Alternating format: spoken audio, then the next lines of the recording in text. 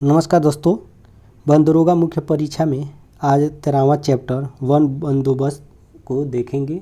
इस पे आधारित जितने भी महत्वपूर्ण प्रश्न बनने वाले होंगे उनको भी अंत में देखेंगे। तो चलिए बिना देरी किए देखते हैं इसमें कौन कौन से पॉइंट है।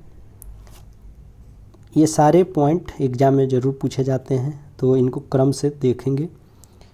भारत में प्रथम वन बंदोबस्त सन 1815 से 1816 में किया गया था। अंग्रेजों द्वारा प्रथम बंदोबस्त सन 1815-16 के मध्य गार्डनर की अध्यक्षता में किया गया था। यह बंदोबस्त गोरखा बंदोबस्त के ही आंकड़ों पर आधारित था। गोरखा बंदोबस्त में राजस्व की धनराशि 85,191 रुपये निर्धारित की गई थी। वन अधिनियम की धारा 15, 16, 17 एवं 18 के अंतर्गत वन बंदोबस्त अधिकारी द्वारा स्वीकृत दावों के संबंध में सरकार के अंतिम आदेश पारित होने के उपरांत मुख्य वन संरक्षक एक प्रारूप तैयार कर शासन को प्रस्तुत करेंगे। वन अधिनियम की धारा 19 के तहत अधिसूचना, उसमें दिए गए सीमा विवरण में निम्नलिखित विशेषताओं का उल्लेख होना चाहिए। इसमें पहला है गांव की सीमाओं और उनके निशान का सर्वेक्षण और सीमांकन। सर्वेक्षण और सीमांकन क्षेत्र की सीमाएं और खंडम चिन्ह, सड़कें, रास्ते, नदियां, नहरें और रेलवे। नेक्स्ट है प्राकृतिक विशेषताएं, जैसे प्रसिद्ध पहाड़ियां, नदियों के किनारे आदि के किनारे या स्पर्श और अनुपस्थित या सुविधाओं के अन्य निशान। वन सीमाओं और उनके निशान, जैसे कि केंस बिंदु से बिंदु या केयर्न से केयर्न की लगभग दिशा और दूरी देते हैं।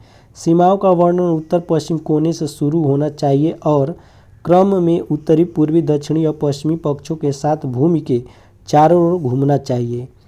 स्वीकृत दावों की सूची, जिन्हें अंततः आरक्षित वन के भीतर बाड़ों के रूप में माना जाता है, बाड़ों के रूप में, को सीमा विवरण के नीचे वन अधिनियम की धारा 19 के तहत अधिसूचना में सन्निहित किया जाना चाहिए। वन बंदोबस्त अधिकारी से तात्पर्य सामान्य प्रशासन विभाग से, नगर पंचायत या जिला स्तरीय अधिकारी से है, जो प्रस्तावित संबंध भूमि पर जनता के प्रभावित अधिकारों की विहित रीति से जांच करके जांच निकाय के दायी जिम्मेदार व्यक्ति के रूप में निर्धारित करेगा। इस कानून के तहत आरक्षित वन का गठन करना और आरक्षित वन का सीमांकन करना है। वन बंदोबस्त अधिकारी संक्षिप्त FSO के लिए सभी दावों की जांच करेगा और उसके बाद मामले को अतिरिक्त जिला न्यायाधीश, संक्षिप्त में ADJ के समक्ष स्वतः संज्ञान अपील के रूप में रखा जाएगा। नेक्स्ट है, आज थोड़ा तबीयत खराब लग रहा है, ठीक है। बंदोबस्त प्रक्रिया के लिए वन अधिकारी, जिसे वन बंदोबस्त अधिकारी FSO कहा जाता है, को स्थानीय निवासियों के कुछ उपयोग अधिकारों के दावों पर विचार करने की आवश्यकता होती है, लेकिन इस तरह की प्रथाओं को स्थानांतरित करने, संशोधित करने या बंद करने के लिए उनके पास पर्याप्त विवेक पर छोड़ दिया जाता है। यदि वह दावों की अनुमति देता है तो उसे उस सीमा को रिकॉर्ड करना जिस तक वे भरती हैं। अब नेक्स्ट है वन बंदोबस्त अधिकारी द्वारा जांच। वन बंदोबस्त अधिकारी धारा 22 के अधीन दिए गए सभी बयानों को लिखित रूप से लेगा और किसी सुविधाजनक स्थान पर उस धारा के तहत किए गए सभी दावों और उपधारा 3 में वर्णित किसी भी अधिकार के अस्तित्व की जांच करेगा। वन में रहने वाले मकान मालिक के अधिकारों के अलावा धारा 21 के और धारा 22 के तहत दावा नहीं किया गया है, जहां तक कि सरकार के रिकॉर्ड और किसी भी व्यक्ति के साक्ष्य से परिचित होने की संभावना है। अब आ गया वन बंदोबस्त अधिकारी की शक्तियां। कौन कौन सी शक्तियां हैं?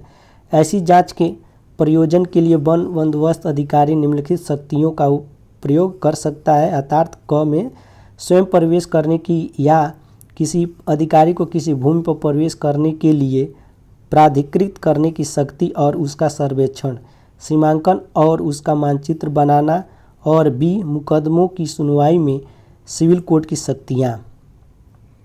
1992 के कानून ने मोन्ट्रेक के मंत्री को एक वन बंदोबस्त अधिकारी नियुक्त करके एक वन रिजर्व स्थापित करने की अनुमति दी, जिसकी भूमिका जनता के प्रभावित अधिकारों की जांच करना और आरक्षित वन का सीमांकन करना था और रिपोर्ट पर विचार करने के बाद एक आरक्षित वन बनाने वाली अधिसूचना प्रकाशित करें।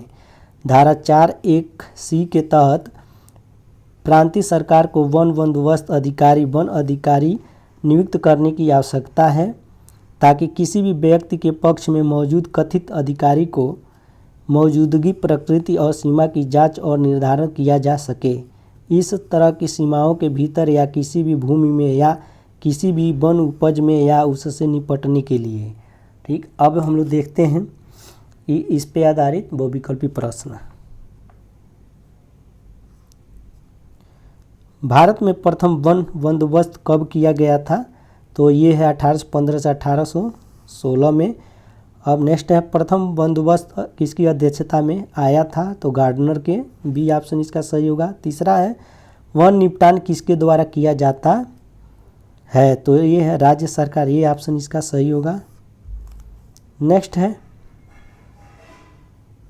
वन निपटान कार्यालय का कौन वन अधिकारी होता है?